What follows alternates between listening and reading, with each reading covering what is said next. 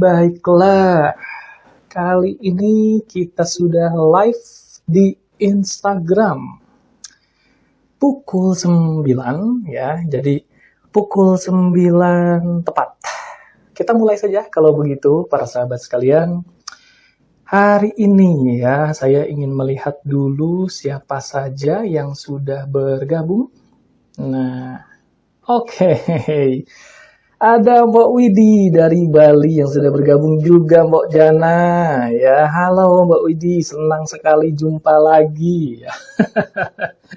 Ini geng tim Hore rupanya ya. Boleh dibantu saya diinformasikan suara saya kira-kira terdengar cukup jelas dari Mbak Widi, juga dari Mbak Jana. Kira-kira suaranya cukup jelas? Boleh dong ditulis di kolom chat kalau suara saya cukup jelas atau seperti apalah kondisi suaranya biar ketahuan juga di saya nih. Halo, di sini ada Mas Joko dan juga ada Mbak Yuni ya. Ya, halo Coach dan juga halo Butari ya dari Mbak Jana. Oke teman-teman sekalian, bagi yang sudah bergabung boleh dong diinformasikan ke saya kira-kira suara saya seperti apa terdengarnya. Suara saya apakah cukup jelas gitu ya, karena saya ingin tahu dulu nih, saya ingin menakar kualitas suara saya. Kalau minggu kemarin, oke, suara jelas ya, terima kasih kalau gitu Mbak Widi, jelas ya dari Mbak Jana juga. Baik, terima kasih teman-teman sekalian yang sudah bergabung di malam hari ini. Saya sengaja ngecek dulu gitu ya, karena minggu kemarin saya live-nya di YouTube. Nah, kalau waktu di YouTube itu saya live-nya pengaturannya itu di belakang layar ya, jadi ada beberapa pengaturan-pengaturan menggunakan software tertentu gitu yang membuat saya jadi bisa ngeceknya itu sebelum mulai bisa dicek dulu kualitas suara dan lain sebagainya. Tapi kalau di Instagram kan harus memang ketika live gitu ya. Oke, di sini Mas Joko dari Batang, Jawa Tengah. Thank you Mas Joko atas kehadirannya. Mas Joko ini yang tadi di Facebook kalau nggak salah ya, di Facebook tadi ada interaksi dengan saya. Menanyakan mengenai acara malam hari ini. Oke, selamat datang Mas Joko. Di sini juga Mas Bam dan juga Mas Farid di sini juga sudah bergabung. Terima kasih banyak teman-teman sekalian. Jadi semoga teman-teman sekalian dimanapun posisinya berada saat ini selalu dalam keadaan sehat, berkah berlimpah, damai dan berbahagia selalu ya. Itu sapaan khas saya, doa khas saya yang selalu mewarnai berbagai episode podcast saya di YouTube channel saya, dan juga tentunya hari ini sapaan itu menjadi pembuka di podcast kita. Oh, bukan podcast, live streaming ya. Di The Night Show streaming dan podcast. Nah, teman-teman sekalian, sedikit pengantar aja gitu ya tentang The Night Show ini biar biar kita juga lebih dekat dan lebih mudah untuk nanti berkomunikasi. The Night Show streaming dan podcast ini menjadi satu varian dari program saya di mana saya ingin menyapa dengan lebih dekat para follower, para subscriber saya, karena dulu saya lebih banyak konsentrasi di mengeluarkan karya. Jadi setiap minggu itu ada sekitar 3 video yang saya munculkan di YouTube channel saya. Tapi di video itu kan saya satu arah gitu ya. Kalaupun saya meminta reaksi, biasanya reaksinya itu ketika saya memberikan pilihan. Silakan bagi yang mau request gitu tema podcast, tema video. Nah di sana biasanya orang-orang pada request tuh di kolom komentar. Tapi kan arah interaksinya jadinya saya posting kapan, di komen kapan, dibalas kapan.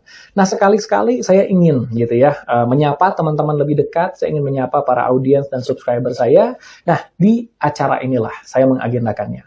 Minggu kemarin saya live-nya di YouTube channel ya, dan minggu sekarang di Instagram. Jadi otomatis minggu depan kembali ke YouTube channel lagi. Sengaja dibuat berganti-gantian biar paling tidak ada variasi dan teman-teman juga bisa melihat ada perbedaan gaya di antara kedua platform itu ketika saya membawakan streaming podcastnya ya. Saya menyebutnya dengan nama streaming podcast karena memang sambil streaming ya sambil juga ada bahasan-bahasan yang cukup mendalam di dalam setiap isinya ya.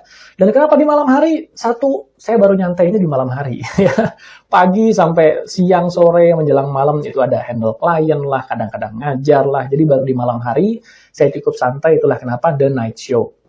Dan tadi siang gitu ya, tadi siang itu mungkin ada beberapa teman yang sempat join juga nih ke live Instagram saya. Tadi siang itu saya belum live ya. Tadi siang itu lagi cek sound dulu nih, cek kualitas suara. Sempat testing dulu, pengen tahu jelas apa enggak, dan ternyata oke, sudah cukup kegambar. Maka di malam hari ini kita mulai ya teman-teman sekalian. Malam hari ini temanya tentang mental block nih judulnya ya. Malam hari ini tentang mental block, dan kita punya waktu kurang lebih 50 menit sampai 60 menit atau kurang lebih 1 jam maksimal. Jadi kita manfaatkan yuk 50 menit sampai 60 menit ini sebaik mungkin. Kalau nanti di antara teman-teman ada yang mau sharing-sharing atau ada yang mau tanya, silahkan di kolom komentar ya. Temanya seputar mental block dulu. Jadi tolong pertanyaan-pertanyaan lain disesuaikan ya. Jadi jangan sampai nanti di tema mental block malah nanya numerologi gitu ya, atau tema mental block bertanyanya tentang yang lain-lain gitu. Jadi kita kerucutkan dulu, dan membicarakan mental block ini otomatis membicarakan dalaman diri kita. Dalaman dalam artian mental, emosional, program pikiran yang ada di pikiran sadar dan di pikiran bawah sadar. Nah, jadi seperti itu.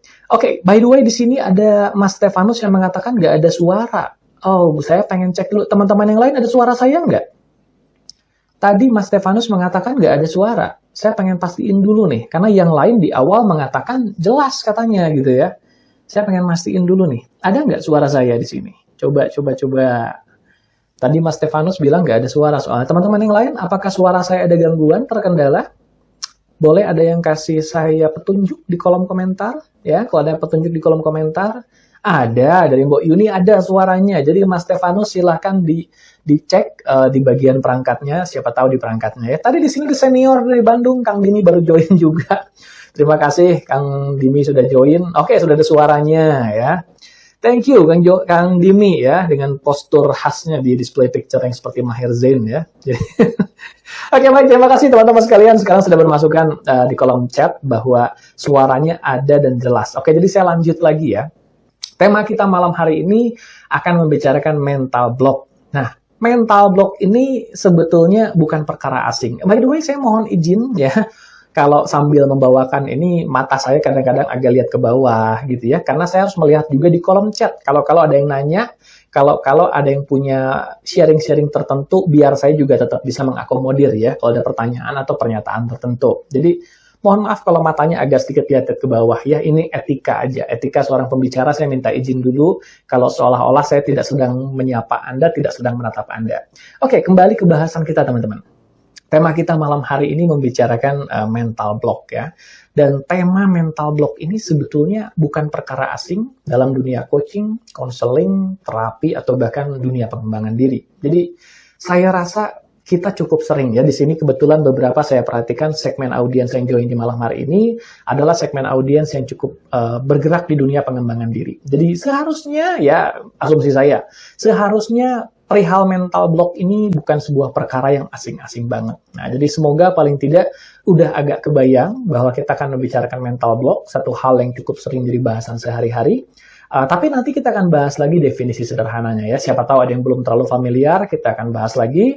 Dan nanti yang paling penting kita juga akan membicarakan kurang lebih ya, wujud dari mental block ini dalam kehidupan sehari-hari seperti apa. Dan yang paling penting yaitu bagaimana cara menyikapinya. Bagaimana cara mengatasinya. Karena mental block ini sesuatu yang kalau dibiarin, kalau nggak diatasin gitu ya, dia akan menjadi satu sabotase tidak kasat mata. Mungkin Anda perhatikan di judul yang ada di thumbnail saya di Instagram, juga di Facebook saya mengatakan mental block ini seringkali menjadi sabotase tidak kasat mata. Jadi sabotase yang nggak kelihatan, tapi ini adalah jenis sabotase yang bikin gemes gitu. Karena kita berhadapan dengan rintangan-rintangan yang nggak kelihatan, tapi terus-terusan bikin masalah. Nah, itu yang kita sebut mental block nantinya ya. Saya pengen lihat dulu di sini. Oke, semua sudah bergabung. Jadi kurang lebih para hadirin intinya ya sudah bergabung di sini. Oke, teman-teman sekalian. Jadi kembali ke yang tadi dulu nih, karena waktu kita di sini nggak terlalu lama, karena kalau di Instagram Live kita kan dibatasin tuh cuman sekitar 60 menit. Jadi kita juga pengen masuk ke to the point-nya aja langsung. Baiklah teman-teman sekalian, mental block ini kalau saya definisikan secara sederhana. Ini secara sederhana ya. Kalau Anda browsing, kalau Anda cek di di berbagai literatur atau sumber di internet, mental block sebetulnya punya definisi sendiri. Bahkan di dalam dunia kesehatan mental sendiri, istilah mental block itu juga ada definisinya. Tapi karena audiens saya kan enggak semua ya familiar dengan dunia kesehatan mental yang terlalu teknis, jadi saya membicarakan mental block ini dari segi definisi yang sederhana. Definisi sederhana dari mental block, kalau saya mengatakan dalam bahasa saya ya, jadi jangan gunakan bahasa ini untuk nanti menyebut mental block di mana-mana. Enggak begitu. Ini istilah saya untuk menyebutkan mental block. Mental block dalam pemahaman saya atau dalam definisi saya menyebutnya sebagai konflik internal. Nah, kenapa disebut konflik internal? Ada kesadaran dalam diri kita yang menginginkan sesuatu. Ya, jadi kita punya keinginan, kita punya niat, kita punya kepentingan, kita punya harapan atas sebuah kondisi. Nah, kita punya keinginan untuk itu. Kondisi ini kita anggap ideal. Tapi ada perlawanan dari dalam, ada sabotase dari dalam yang menjadikan kondisi ini tidak kunjung terwujud. Nah, itu istilah saya ya. Jadi lagi-lagi yang saya katakan tadi, kalau Anda cek di referensinya, Anda cek di literaturnya, mental block itu punya definisi masing-masing. Ada yang menyebut penolakan otak terhadap, ada yang bilang seperti itu. Ada juga yang mengatakan mental block itu ketika gitu ya, ketika ternyata otak tidak menjalankan instruksi yang diberikan oleh sistem kesadaran kita. Nah, macam-macam. Tapi saya sederhananya mendefinisikan mental block sebagai sebuah konflik internal. Nah, sekali lagi, konflik internal antara apa? Antara pikiran sadar dengan pikiran bawah sadar. Nah, dari secara nggak langsung saya sudah mulai masuk ke kisi-kisi materi ya. Di malam hari ini, secara nggak langsung kita akan membicarakan pikiran sadar dan pikiran bawah sadar. Di mana bahasan ini sangat berhubungan dengan dunia hipnoterapi, dunia coaching, di mana saya berperan gitu ya sebagai salah satu praktisi di dalamnya. Jadi kalau teman-teman yang di sini juga nanti ada pertanyaan seputar hipnoterapi ya, seputar coaching misalnya atau seputar ya berbagai proses transformasi lainnya, silakan tulis di kolom chat ya. Saya juga ingin menyapa di sini para teman-teman yang tadi sudah bergabung ya. Saya izin lihat dulu, scrolling dulu sebentar di sini. Oke, ada Reni ya, ada Mbak Diana, Official Agent Real Estate, ada Kevin Walker dari Real Travel, ada Yusdi juga, thank you Yusdi sudah join ya, ada Setiadi Heri, ada Bulina Suratman, ada di sini Manus Ministra, saya menyapanya belum paham menyapanya bagaimana, mohon maaf kalau salah, tapi selamat datang juga ya. Dan di sini juga ada Flava Whiten Inagen ya, dan Pasar Bali. Oke, selamat datang. Mohon maaf kalau tadi ketika menyapa ada salah sebut, ada salah ucap ya. Karena beberapa ada yang bergabung mungkin dengan nama yang bukan nama aslinya, menggunakan nama akun. Ada juga yang mungkin bergabung menggunakan nama yang saya kurang familiar. Jadi mohon maaf kalau ada salah ucap, tidak dimaksudkan untuk menyinggung, itu keterbatasan saya aja ya. Oke, hai di sini Mas Kevin juga sudah menyapa. Oke, teman-teman sekalian, saya lanjut lagi dan mengingatkan aja yang punya pertanyaan, yang punya pernyataan, silahkan dituliskan di kolom chat ya, biar kelihatan sama saya bisa akomodir lah pertanyaan atau pernyataannya di malam hari ini ya. Oke, saya lanjut lagi teman-teman. Tadi kita sudah membicarakan fenomena di mana mental block itu saya mendefinisikannya sebagai konflik internal antara pikiran sadar dengan pikiran bawah sadar. Atau ya, versi sederhananya adalah bagaimana mental block ini melambangkan konflik di antara harapan, keinginan, sistem kesadaran kita yang tahu tentang kondisi ideal yang seharusnya dengan respon otomatis yang sulit sekali kita kendalikan. Contoh, ini contoh aja ya. Bukan berarti ini pasti melambangkan mental block, tidak juga. Ini contoh saja. Ada orang-orang yang mungkin berharap ya. Nah, ini muncul pertanyaan bagaimana caranya mengatasi mental block. Oke, nanti kita bahas agak-agak di akhir ya. Karena itu sudah mulai masuk ke pembahasan solusi. Jadi sekarang kita sedikit kupas dulu mental block ini contohnya apa. Dalam dunia sehari-hari aja. Dalam dunia keseharian, ingat ya, mental block itu kurang lebih melambangkan konflik di antara harapan dengan respon otomatis yang muncul begitu saja. Saya ambil contoh, ada beberapa klien saya ya yang punya permasalahan dengan bahasa gampangnya itu krisis PD kata mereka. Ya, ini bahasa mereka aja. Jadi saya itu punya masalah ketika tampil di depan umum. Nah, ketika tampil di depan orang banyak, itu muncul rasa nggak pede dalam diri saya. Muncul rasa nervous, muncul rasa minder. Nah, jadi ada sebuah harapan. Harapannya adalah saya bisa tampil di depan umum dengan percaya diri. Itu kan harapan. Tapi ada sebuah dorongan atau sebuah hambatan internal yang ternyata tidak bisa dikelola. Hambatan internal ini muncul setiap kali mereka mau tampil di depan umum tadi. Jadi ketika mau tampil depan umum muncul rasa nervous, muncul rasa nggak pede gitu ya, muncul rasa-rasa grogi yang membuat mereka jadinya, nggak bisa menguasai diri dengan baik dan nggak bisa tampil di depan umum dengan baik. Nah, itu contoh salah satu dari mental block ya. Banyak lagi jenis-jenis lainnya, tapi itu contohnya.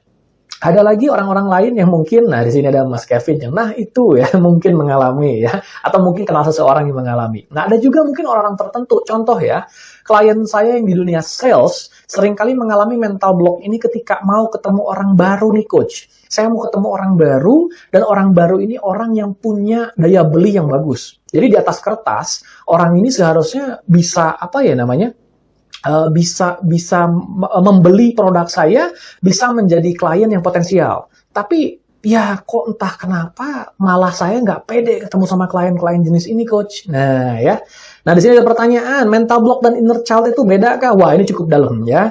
Ini dalam sekali pertanyaannya dan sebetulnya ada hubungannya. Meskipun tidak sama, tapi ada hubungannya. Nanti ya semoga terbahas untuk saya hubungannya apa. Karena ini tema inner child, ini tema yang dalam sekali dan asik sebetulnya.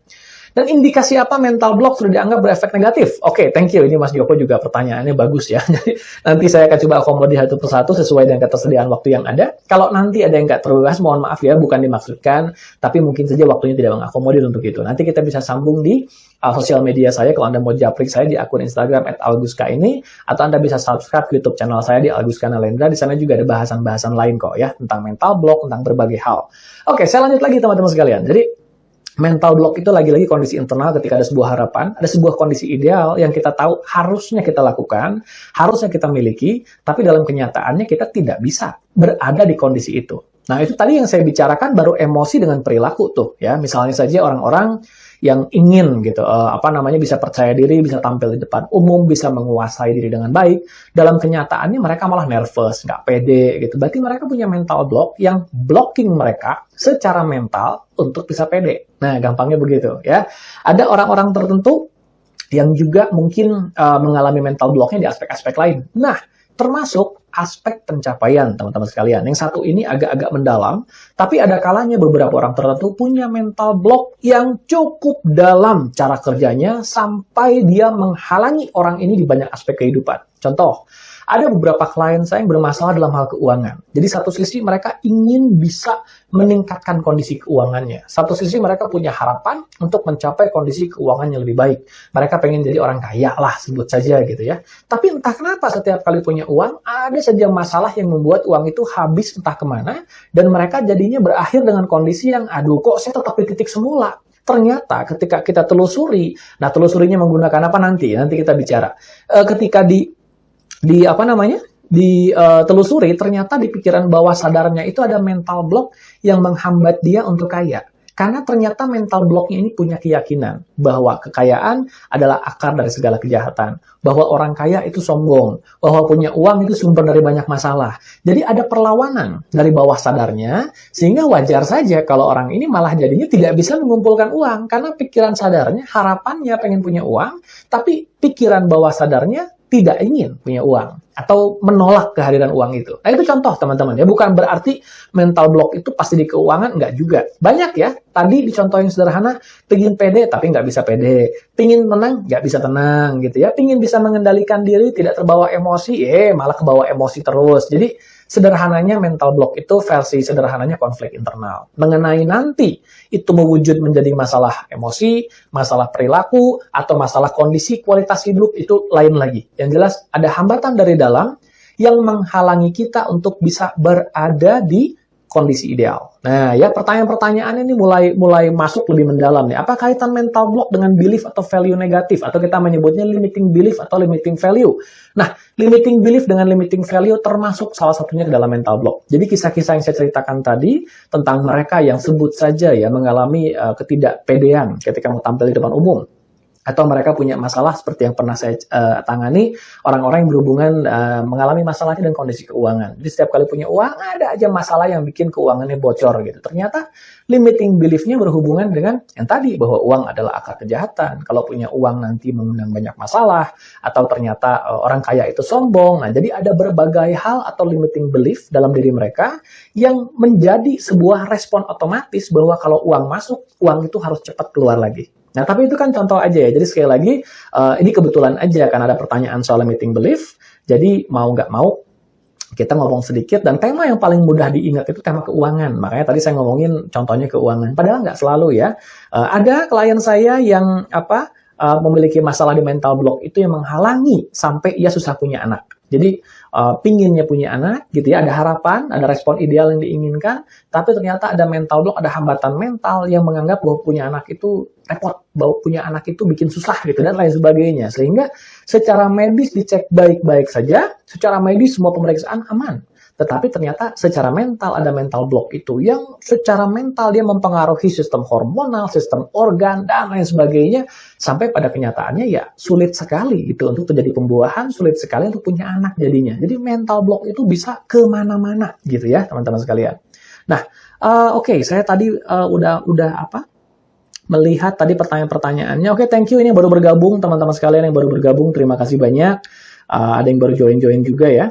Sini saya mulai jawab pertanyaan satu persatu deh di sini. Mental block dan inner child itu beda kah? Sampai sejauh ini saya bilang beda dulu ya. Tapi ada hubungannya nggak? Ada. Salah satunya adalah mental block itu tercipta, salah satu, bukan berarti semua ya. Salah satu mental block itu tercipta dari adanya keberadaan inner child yang terluka dalam diri seseorang, di mana inner child ini ingin menghindari hal-hal yang dilihatnya di masa kini. Misal, ada klien saya yang tidak berani tampil di depan umum. Dia tidak berani tampil di depan publik, merasa nervous, nggak pede.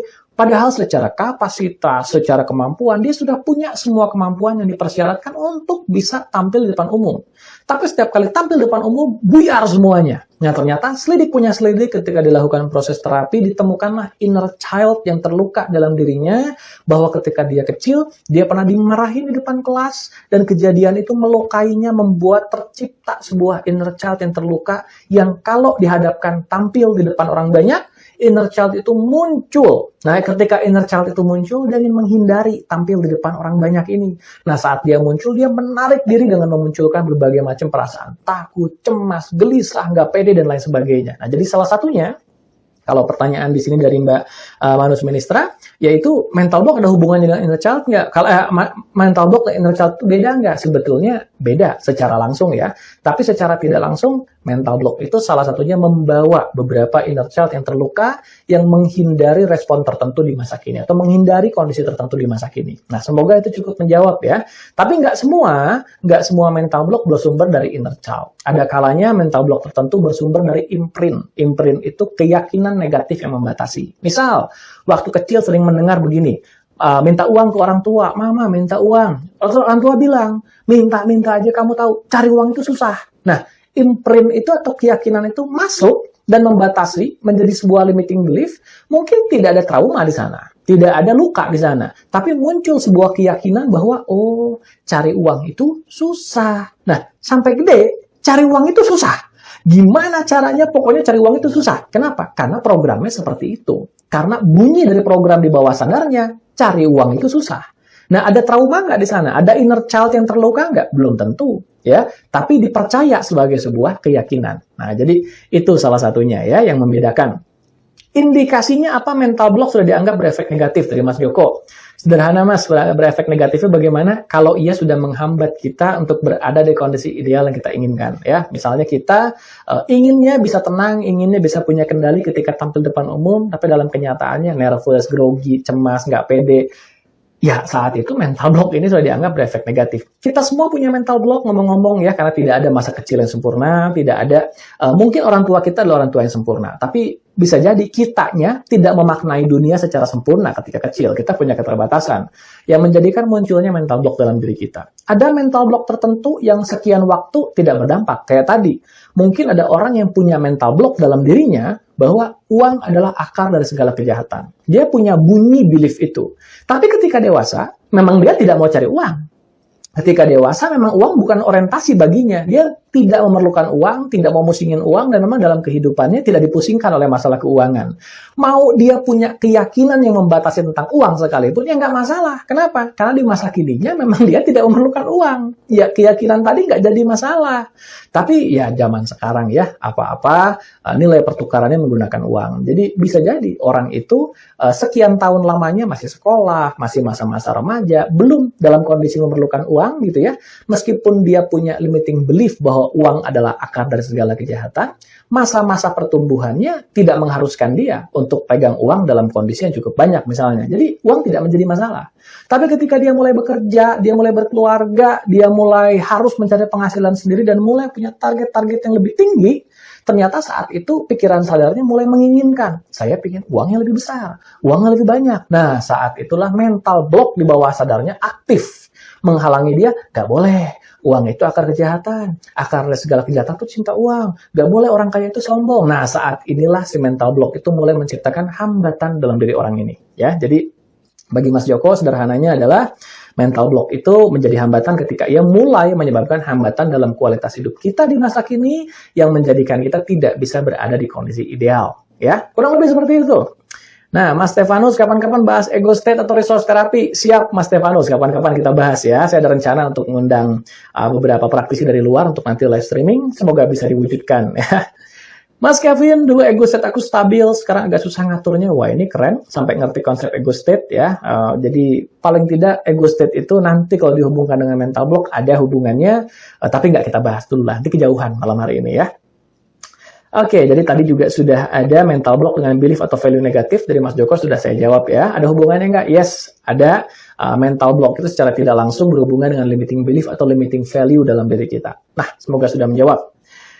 Mental block bisa kita kurangi dengan sering memberi sugesti positif pada diri sendiri. Bisa, nanti kita bahas ya. Semoga untuk Mbak Manus Ministra bisa terjawab nanti dengan sedikit pembahasan di akhir.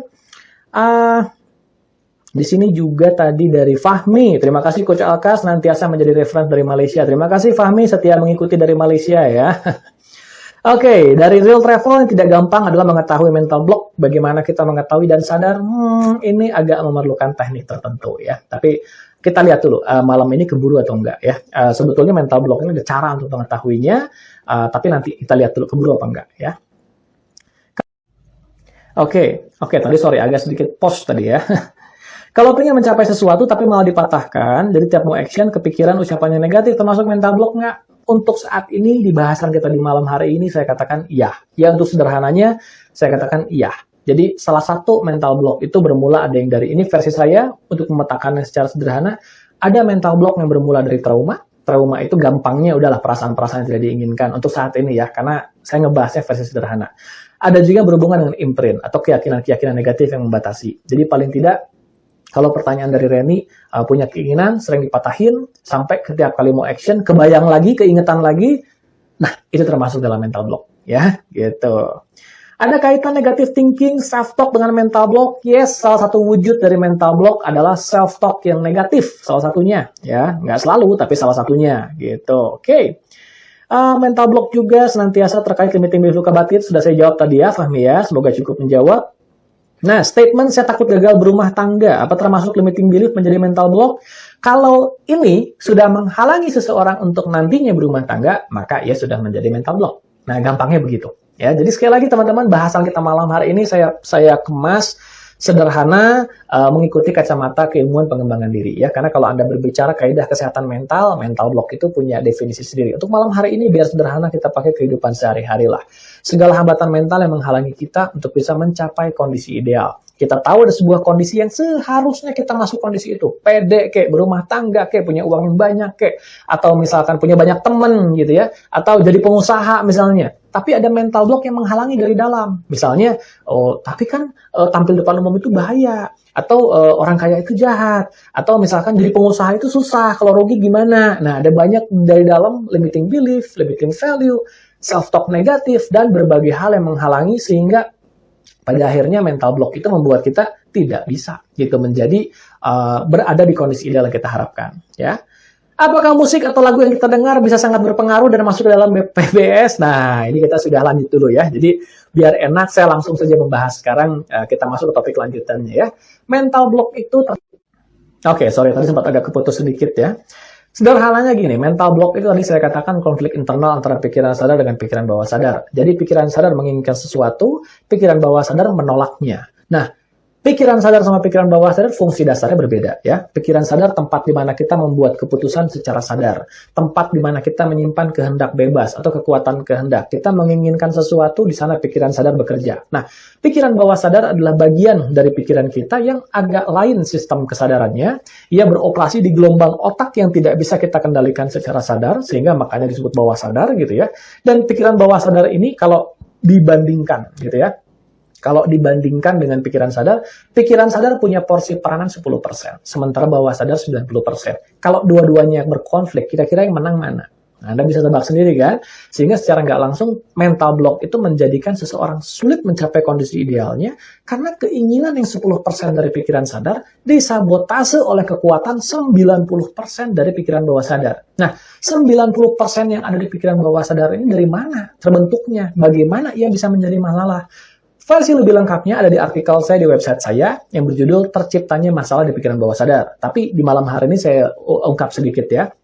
Ada beberapa hal yang menjadikan masalah itu bisa tercipta di pikiran bawah sadar. Salah satunya adalah kejadian tidak menyenangkan atau trauma atau past experience ya.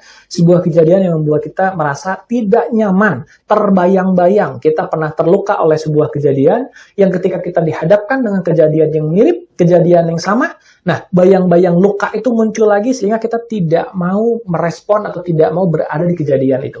Tadi misalnya, orang-orang yang pernah dimarahi di depan kelas, orang-orang yang pernah dicemooh di depan kelas, ketika disuruh tampil di depan orang banyak, muncul si traumanya itu, mengalihkan mereka, menjauhkan mereka, agar jangan sampai tampil di depan orang banyak nih. Nah, mental block-nya berhubungan dengan trauma ternyata. Bisa jadi juga mental block itu terbentuk dari pengalaman-pengalaman masa lalu, di mana kita mendapatkan sugesti negatif. Nah, sugesti negatifnya bisa dalam bentuk doktrin misalnya ya.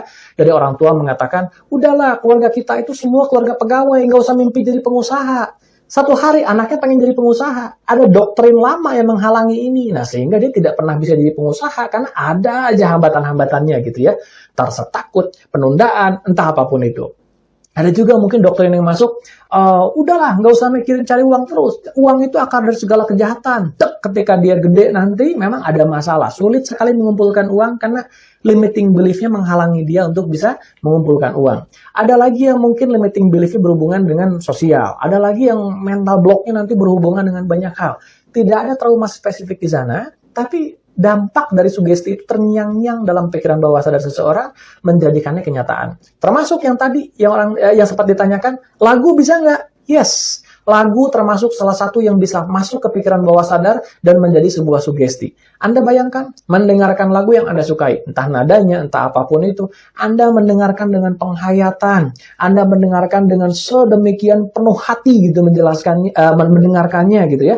Saat Anda mendengarkan, telinga kiri kanan Anda dengarkan pakai earphone, gelombang otak turun ke gelombang otak alfa, theta, yang menjadi lirik lagu itu masuk ke sini.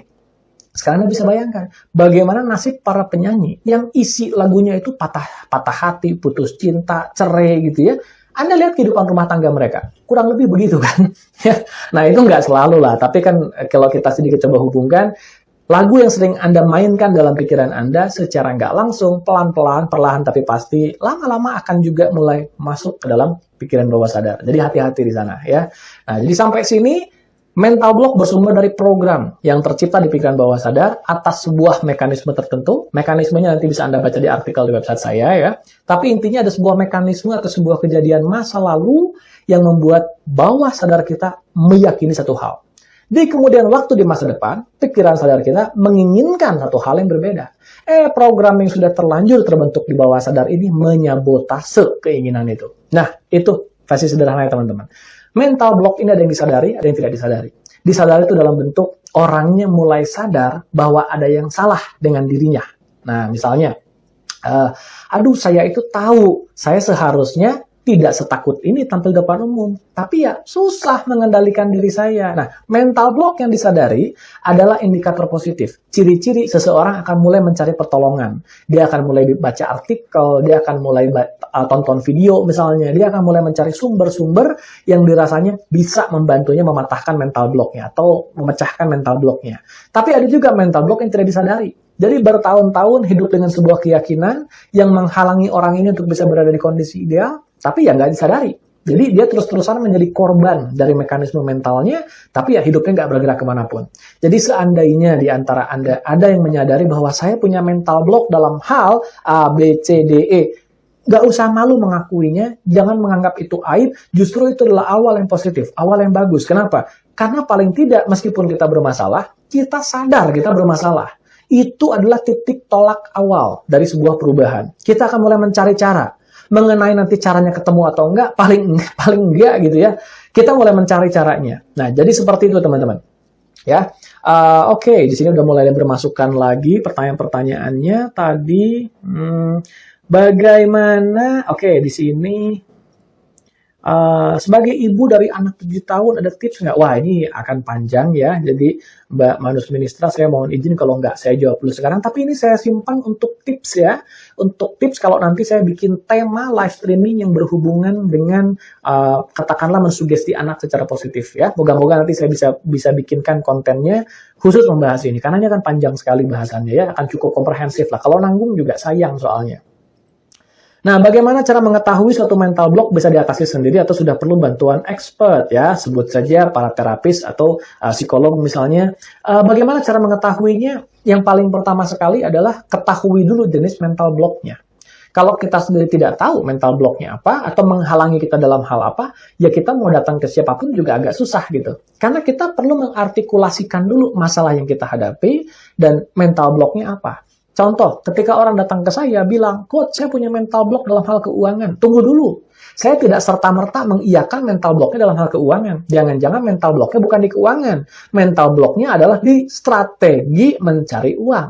Nah, misalkan, iya sih, saya itu seharusnya kalau kerjaan saya tuntas, harusnya omset bagus. Cuman, aduh, saya itu paling sulit gitu loh. Kalau udah ngurusin kerjaan tuh ada aja penundaan-penundaan. Nah, jadi, apa namanya? Perilaku dalam menghasilkan uang yang ternyata bermasalah, bukan dalam keuangannya, perilaku dalam menghasilkan uang. Jadi ada berbagai analisa yang membuat kita para terapis harus mendalami suatu kasus terlebih dahulu agar kita ngerti riwayatnya, bagaimana bunyi dari mental blocknya, di mana dan kapan mental block itu aktif, sampai kita nangkep polanya, baru kita mulai memastikan dengan memeriksa kepikiran bawah sadarnya. Nah, ini menjawab pertanyaan dari beberapa orang yang tadi bertanya, Coach, bagaimana cara mengetahui mental block atau mengetahui sumber dari mental block? Salah satu cara yang dipakai adalah hipnoterapi. Salah satu ya, nggak hanya hipnoterapi. Dengan NLP pun, dengan teknik yang disebut NLP, ada caranya. Dengan teknik-teknik terapi lain juga ada. Dengan assessment berbasis psikologi juga ada cukup banyak teknik untuk mengetahui mental block itu. Tapi tergantung kita nyaman dengan yang mana. Ya, yang saya pakai karena saya seorang hipnoterapis, saya menggunakan hipnoterapi untuk mengetahui ada mental block apa di pikiran bawah sadar seseorang. Bisa nggak diketahui oleh diri sendiri? Kadang-kadang ada kalanya beberapa mental block itu agak susah ya oleh diri sendiri ditemukan karena kita punya blind spot, kita punya titik buta. Titik buta ini yang menjadikan kita nggak kenal gitu mental block kita di mana. Mungkin orang lain melihat, tapi kita tidak melihatnya. Nah, di sana kita bisa minta bantuan dari orang lain untuk, coba dong kamu kasih feedback, kira-kira saya itu bermasalahannya dalam hal apa ya, berulang-ulang ya. Nah, siapa tahu feedback mereka bisa membantu.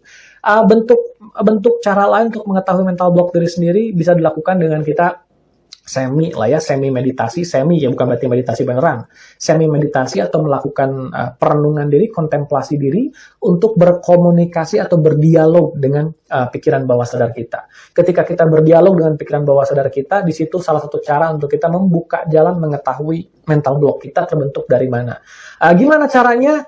Pernah saya bahas di podcast saya di YouTube channel saya yang berjudul kurang lebih ya berkomunikasi dengan bagian-bagian kesadaran dalam diri. Nah, itu termasuk salah satu cara untuk mengetahui apakah ada mental block dalam diri kita atau tidak. Nanti silakan kunjungi YouTube channel saya, di sana Anda bisa menemukan berbagai bahasan seputar mental block ini ya. Ada pertanyaan dari Mbak Nuryati, pengen terapi apa bisa kalau jarak jauh?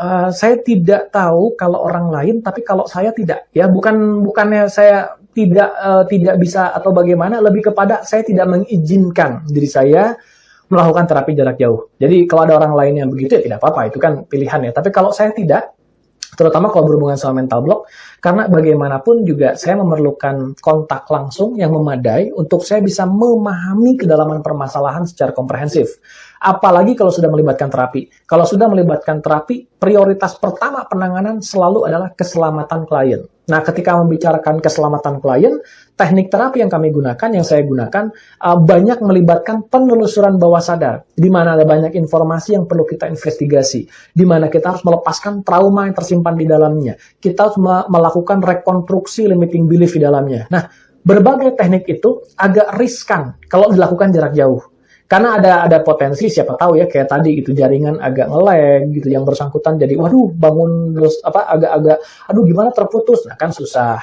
Atau mungkin juga ada kondisi di mana pelepasan traumanya mensyaratkan saya untuk mendampingi prosesnya. Jadi saya nggak berani kalau jarak jauh ya. Tapi beberapa teman lain ada yang mungkin melakukan jarak jauh, siapa tahu bisa dibantu oleh mereka. Kalau saya pribadi tidak ya. Mungkin ada beberapa kasus yang memang hanya coaching, konseling, jarak jauh oke. Coaching, konseling, atau terapi-terapi sederhana yang berhubungan dengan emosi-emosi sederhana itu masih oke lah, saya bantu jarak jauh. Tapi kalau sudah melibatkan penelusuran mental block, melibatkan assessment yang cukup mendalam, saya tidak berani. Ya, bukan tidak berani, bukan karena soal keahliannya, tapi ada faktor-faktor di luar kendali yang saya tidak bisa antisipasi. Dan prinsip saya adalah keselamatan klien yang paling utama. Jadi itu yang membuat saya tidak mengakomodir terapi jarak jauh. Ya, semoga cukup menjawab di sana tadi ya. Untuk Mbak Nuryati. Oke, so teman-teman sekalian, paling tidak sampai sini saya rekap dulu sedikit sebelum saya masuk kesimpulan akhirnya. Mental block adalah versi sederhana di live streaming kita malam hari ini. Saya definisikan sebagai konflik internal antara pikiran sadar dengan pikiran bawah sadar. Pikiran sadar kita, kehendak kita menginginkan sebuah kondisi ideal, bawah sadar kita menginginkan kondisi yang berkebalikan. Jadi tidak diizinkan versi sederhananya ya. Nah, kenapa bisa tidak diizinkan? Karena di pikiran bawah sadar tersimpan program-program masa lalu yang menghambat kita untuk bisa mewujudkan kondisi ideal ini. Meskipun secara sadar kita merasa kondisi ideal ini penting, secara bawah sadar kondisi ideal ini dianggap berbahaya, ada ancaman atau dianggap sesuatu yang saya nggak mau. Nah, alhasil terjadi penolakan. Nah, sumber dari berbagai macam program penghambat mental di pikiran bawah sadar ini, salah satunya adalah bisa jadi trauma, bisa jadi imprint, ya, bisa jadi berbagai faktor lain yang menjadikan terbentuk sebuah program di pikiran bawah sadar yang di kemudian hari program ini aktif menyabotase apa yang kita inginkan secara sadar. Muncullah sabotase tidak kasat mata. Pinginnya, misalkan kayak yang tadi ada pertanyaan, misalnya ingin berumah tangga gitu ya, tapi kok sulit sekali itu dalam rumah tangga. Ada aja kasus ketika menjalin hubungan, ya ternyata ada mental block dalam diri yang tiap kali mau berumah tangga, mental block ini berontak. Jangan, nikah itu berbahaya, nikah itu nanti sumber KDRT dan lain sebagainya, atau nikah itu ribet dan lain sebagainya. Nah, mental block ini menyabotase, sehingga kondisi ideal itu sulit sekali untuk dicapai. Kalaupun dicapai, mental block yang ada di pikiran bawah sadar ini inginnya menyabotase biar dia tidak berlama-lama di kondisi itu. Alhasil, ya ada yang pencapaiannya didapat, tapi kemudian tidak langgeng gitu ya. Nah itu, jadi itu pemaparan singkatnya yang merekap beberapa pemaparan kita tadi. Nah sekarang bagaimana cara mengatasi mental block? Cara mengatasi mental block yang pertama tentunya kita harus sadar dulu apa mental block yang kita miliki. Ya kalau kita nggak sadar terus apa yang mau diatasi? Mental block ini atau bagaimana cara mengetahuinya? Patokan pertama sederhana dari saya adalah ketahui di aspek apa mental block ini merongrong hidup kita. Apakah di aspek misalkan aspek kinerja, apakah di aspek keuangan, di aspek hubungan, di aspek kesehatan misalnya, atau di aspek apa? Kita harus sadar dulu aspek mana dalam diri kita yang terpengaruh oleh mental block ini ya. Dan ada pertanyaan, coach, mengapa afirmasi dengan yang dimanifestasikan beda? Nah ini dari Mas Wisnu salah satunya adalah kenapa afirmasi dengan yang terjadi beda. Salah satunya karena ada mental block tadi yang menyabotase gitu ya. Nah sekarang teman-teman sekalian bagaimana cara menghilangkan sabotase mental block ini? Kadang-kadang ada yang bertanya tadi setelah mental blocknya kita ketahui ya, dengan catatan sudah kita ketahui, kita sudah confirm, oke, mental block saya terjadi di aspek hubungan, di aspek keuangan, di aspek kesehatan, atau di aspek apapun itu. Ya pokoknya sudah jelas mental blocknya apa. PR pertama sudah selesai. PR kedua, kita mulai mencari definisi dari mental block ini. Saya merasa tampil di depan umum adalah, atau saya merasa keuangan adalah, kita mencoba mencari definisinya dulu. Ini yang kadang-kadang perlu bantuan dari praktisi. Ya, kalau kita belum peka, kadang-kadang menemukan atau melakukan dialog diri dengan bawah sadar itu kadang cukup menantang. Nah, ada kalanya kita perlu bantuan praktisi di sini. Nah, ketika kita sudah tahu bahwa, oke, saya mulai ngerti nih, kira-kira akar atau bunyi dari mental block saya apa? Baru yang berikutnya, kita mulai merekonstruksi mental block ini. Nah, di sini ada yang bertanya tentang afirmasi. Yes, afirmasi sering dipakai untuk menetralisir mental block. Tapi tidak semua afirmasi bisa menetralisir mental block. Tergantung dari kuat-kuatan mana. Afirmasi itu ditujukan untuk masuk ke pikiran bawah sadar. Pertanyaannya, yakin nggak masuk pikiran bawah sadar? Jangan-jangan nggak masuk pikiran bawah sadar. Jadi afirmasinya nggak pernah bisa menjangkau pikiran bawah sadar.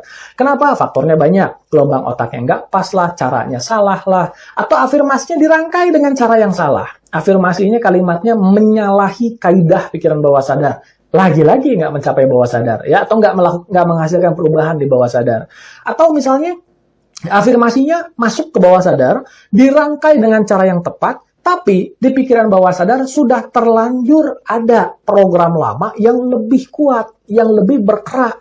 Jadi afirmasi ini tidak bisa merontokkan program lama itu, karena programnya terlalu kuat. Nah, bayangkan ada sebuah taman, di mana taman ini banyak bunganya gitu ya, bunga-bunga yang cantik. Kemudian hari bunga-bunganya dipenuhi benalu. Nah, benalu gitu ya. Kita nggak suka dengan taman ini. Nah, kita mulai nyimpen bunga baru di atas kumpulan bunga-bunga lama yang penuhi benalu ini. Bisa nggak? Bisa. Untuk sementara taman itu akan terlihat cantik. Nah, ini adalah ilustrasi ada mental block dalam diri yang kita coba tutupi dengan afirmasi atau sugesti. Untuk sesaat kita merasa, segar. Untuk sesaat kita merasa positif. Tapi seiring waktu, ingat, benalu ini akan makan para bunga-bunga yang baru ini. Sehingga bunga yang baru yang cantik ini lagi-lagi dikonsumsi oleh benalu, hilang lagi jadinya. Nah, sehingga dalam penanganan hipnoterapi yang kita lakukan, terutama yang berbasis psikodinamika, kita akan mencari dulu akar masalahnya di pikiran bawah sadar. Dengan kata lain, cabutin dulu benalunya. Cabutin dulu benalunya, bersihin dulu bunga-bunga yang lama dari benalu ini. Setelah bersih, baru kita tanam dengan bunga baru. Nah, ini adalah ilustrasi bagaimana kita merekonstruksi program di pikiran bawah sadar. Proses rekonstruksi ini yang tidak mudah dilakukan sendiri, dan saya pun menyarankan cari praktisi yang kompeten, karena ya kalau dilakukan sendiri ada banyak blind spot yang kadang kita miss gitu ya. Jadi seperti itu teman-teman, kenali dulu di aspek mana mental blocknya berada, kenali bunyi dari mental blocknya kalau bisa, ya kalau nggak bisa paling nggak butuh bantuan ahli. Dan yang ketiga, kita mulai telusuri mental block itu tepat di sumbernya. Kita mulai mengetahui kapan, bagaimana, dari mana mental block itu tercipta. Baru kemudian kita rekonstruksi, kita mencoba memaknai diri kita di masa kini, memaknai kejadian lama itu dengan sudut pandang yang baru, kita mendapatkan pencerahan, kita bisa dengan ikhlas melepaskan berbagai kemelekatan atau berbagai masalah-masalah emosional yang melekat bersama kenangan itu yang membentuk keberadaan mental block. Nah, ketika itu sudah dilepaskan, sudah ada proses memaafkan di sana, sudah ada proses letting go, orang bilang, atau release gitu, kita sudah ikhlas dengan semua kejadian itu, kita sudah bisa mendapatkan belief baru dalam diri kita. Nah, maka saat itu mental blocknya sudah mulai tergantikan dengan belief baru ya. Nah, dari sanalah kita mulai bisa mencocokkan antara kehendak dari pikiran sadar dengan program baru di pikiran bawah sadar. Ada pertanyaan dari Mas Yosi, mental block itu bisa dipengaruhi faktor eksternal nggak? Yes, sangat bisa, dan bahkan kebanyakan mental block, atau bukan kebanyakan, kalau saya bilang semua juga kayaknya mengeneralisir. Tapi kalau saya bilang kebanyakan mental block itu pasti dari faktor eksternal. Diri kita waktu kecil polos, nggak ngerti apa-apa, diri kita dibentuk oleh lingkungan kita. Jadi program itu datang dari eksternal. Segala program-program yang membentuk hidup kita masa kini ditentukan dari masa-masa kecil di mana kita bertumbuh. Jenis sugesti apa yang sering kita dengar? Anak yang sering dimarahin, anak sering dicaci maki, anak yang sering dibanding-bandingkan, itu mental blocknya pasti akan banyak sekali.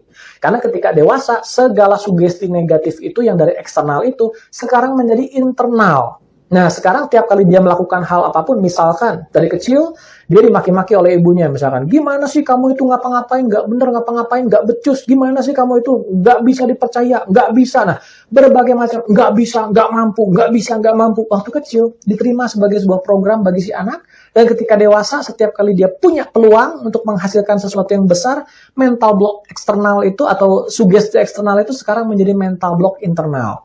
Tiap kali dia mengambil peluang besar, muncul rasa ragu, aduh, bisa nggak ya? Kan saya nggak mampu, kan saya anak yang nggak becus, kan saya orang yang nggak bisa dipercaya. Nah, keluar berbagai macam mental block itu, karena ternyata itulah sugesti yang sering didengarnya sewaktu dia kecil. So, teman-teman sekalian, menjawab pertanyaan Mas Yosi tadi, bisa dipengaruhi faktor eksternal nggak? Yes, bukan hanya bisa, memang kebanyakan mental block dari luar. Karena kejadian tertentu yang masuk ke dalam diri kita dan menjadi sugesti. Nah, teman-teman sekalian, seperti itu bahasan kita. Nggak terasa sudah 50 menit ya. Jadi kita juga tidak bisa berlama-lama karena di Instagram ini terbatas live streamingnya ya.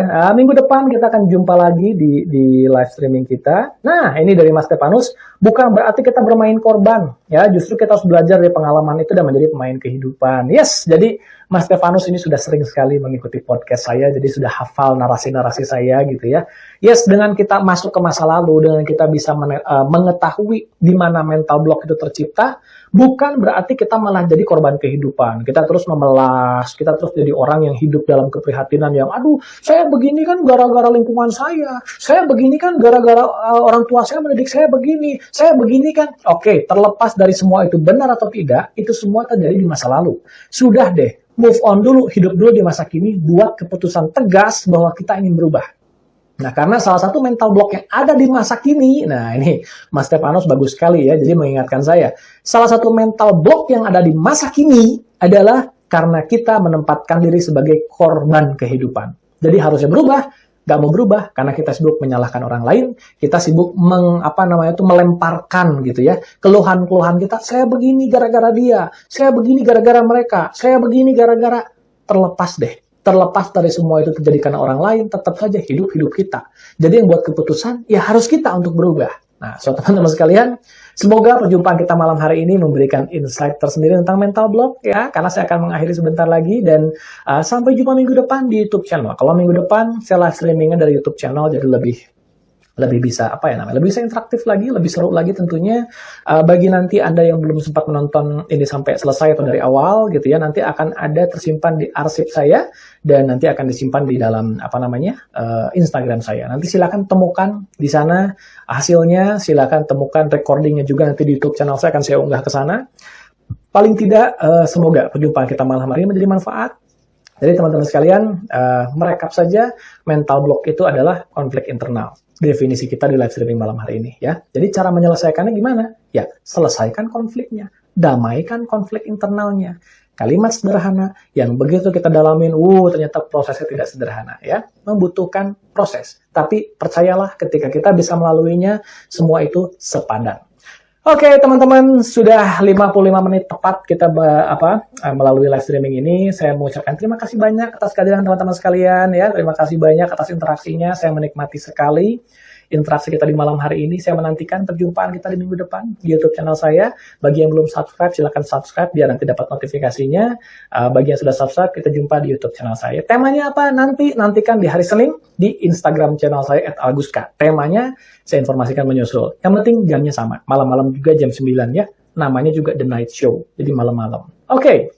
Baiklah kalau begitu teman-teman sekalian, terima kasih banyak atas perjumpaannya di malam hari ini. Bagi yang baru bergabung silakan nanti ditunggu saja uploadnya di IG saya dan di YouTube channel saya ya. Saya akhiri secara resmi teman-teman sekalian, sampai jumpa di minggu depan. Salam sehat, berkah berlimpah, damai dan berbahagia selalu dimanapun teman-teman berada bersama keluarga tercinta. Saya mohon pamit, salam rahayu.